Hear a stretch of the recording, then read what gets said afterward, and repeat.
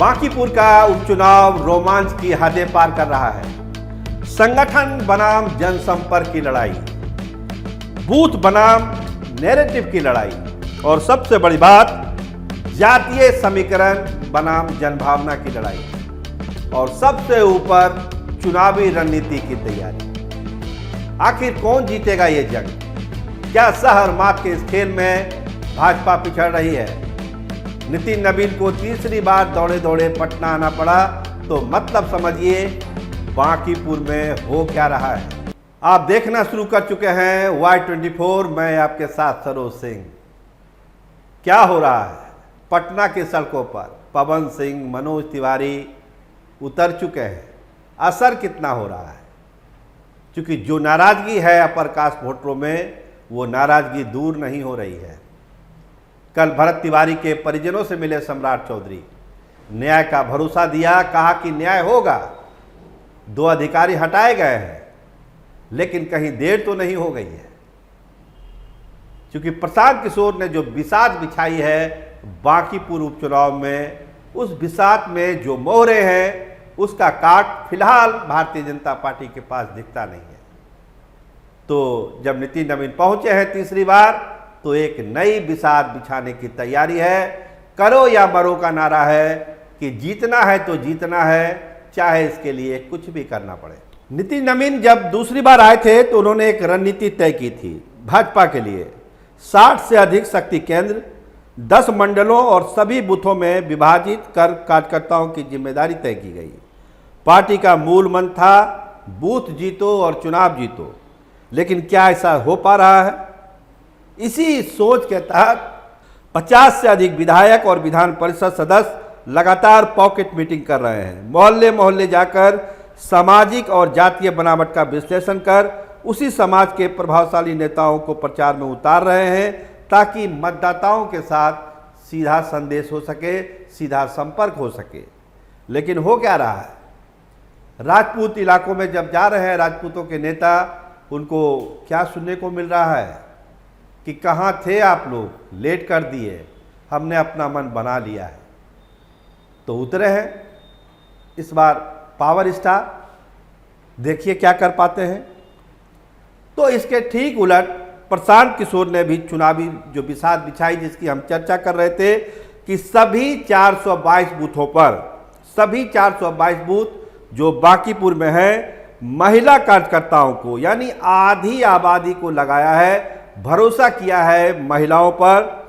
Booth प्रभारी और युवा टीमों के साथ 3 लेयर का एक संगठन तैयार किया गया है। देखिए, चुनावी रणनीति के तो मास्टर आदमी प्रशांत किशोर है, तो इन सब चीज़ों में उनको मात देना भाजपा को थोड़ा सा मुश्किल हो रहा है। खुद प्रशांत किशोर पदयात्रा कर रहे हैं। अब तक करीब 20 पदयात्राएं और 2 दर्जन से अधिक मोहल्ला बैठकों के जरिए वो हजारों लोगों से सीधा संवाद कर चुके हैं। माइक्रो मीटिंग हो रही है। लगभग प्रतिदिन 5000 मतदाताओं से संपर्क करने की कोशिश हो रही है। तो ये तो बिसात है, लेकिन हो क्या रहा है जमीन पर? जो स्टूडेंट का एजिटेशन हुआ, जो आज बंदी है, असर कितना है इसका आकलन आप लगाइए। और इसका असर ईवीएम पर भी पड़ेगा, चुनाव के नतीजों पर भी पड़ेगा।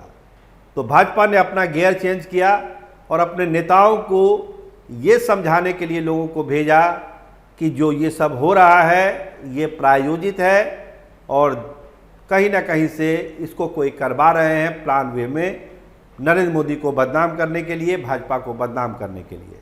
मोहल्ले मोहल्ले बांकीपुर के इलाके में, देखिए और किसी इलाके में वो लोग नहीं जा रहे हैं, बांकीपुर के इलाके में इस नैरेटिव को बदलने के लिए भाजपा के लोग घूम रहे हैं, घर घर घूम रहे हैं कि सब नरेंद्र मोदी को बदनाम कराने के लिए हो रहा है।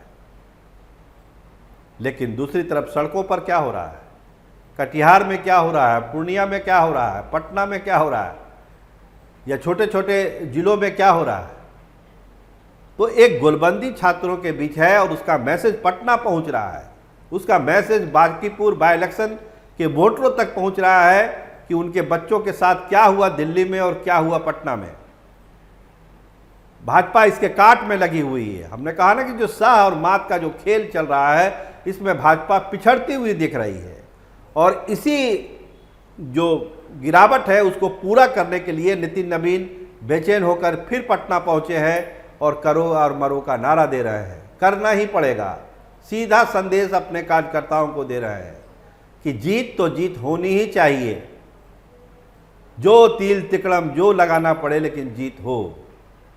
देखिए, उम्मीदवार के लेवल पर तो कमजोरी है भाजपा की, इसको भाजपा के लोग भी स्वीकार करते हैं, क्योंकि प्रशांत किशोर का जो कद है वो ऊपर है।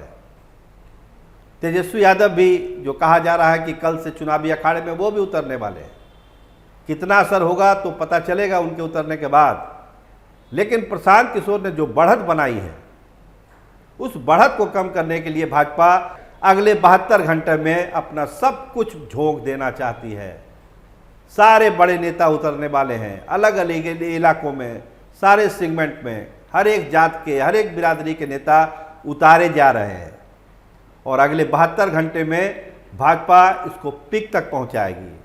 और इसका काट प्रशांत किशोर ने भी खोज रखा है। महिला ब्रिगेड, जिस पर पूरा भरोसा है, एक एक मतदाताओं को, मतलब जो स्ट्रेटजी शुरू में भारतीय जनता पार्टी ने अपनाई थी कि एक एक वोटर तक पहुंचना है, जो वो पहुंच नहीं पा रही थी, उसी स्ट्रेटजी को रिफाइन किया है प्रशांत किशोर ने कि एक एक वार्ड में एक एक मतदाताओं से संपर्क करके अपनी बात रखनी है। ये बतलाना है कि ये चुनाव सम्राट चौधरी वर्सेस प्रशांत किशोर का है। ये एक बाय इलेक्शन नहीं है, ये इलेक्शन है बिहार और दिल्ली की राजनीति को बदलने का, दशा और दिशा तय करने का। इसको आप एक एमएलए का चुनाव मत मानिए। तो यही नारा है, यही नैरेटिव सेट करना है अगले 72 घंटे में प्रशांत किशोर की टीम को। तो दोनों ओर से सह और मात का खेल, लेकिन इस खेल में अभी जो चीज़ें हैं वो प्रशांत किशोर के फेवर में लग रही है।